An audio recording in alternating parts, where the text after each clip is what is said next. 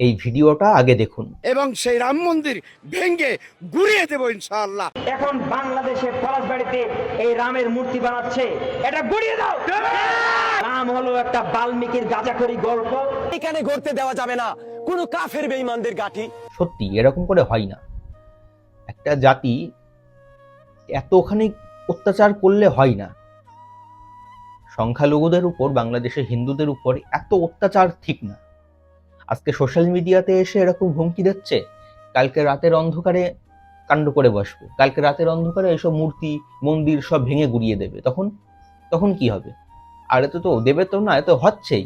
আজকেও খবর খুলুন, দেখুন কোনো না কোনো মূর্তি ভাঙছে, হিন্দুদের উপর অত্যাচার করছে, তো হয়েই যাচ্ছে না। কি এরকম করে চলে না, এরকম করে চলে না।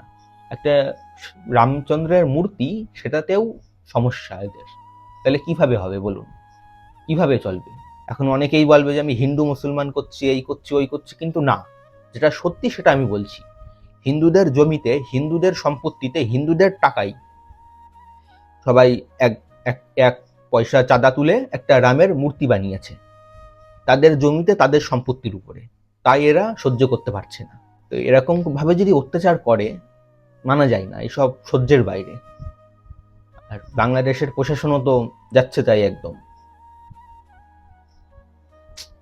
খারাপ লাগে, সত্যি খারাপ লাগছে। এরকম করে চলে না। একটা মূর্তি হবে, সেটা ওরা না নষ্ট করে, না ধ্বংস করে ছাড়বেই না। এরকম হুমকি দিচ্ছে সোশ্যাল মিডিয়াতে। আজকে হুমকি দিচ্ছে, কালকে বাস্তবে তাই করবে। চলে না, এরকম করে চলে না, এরকম করে হয় না।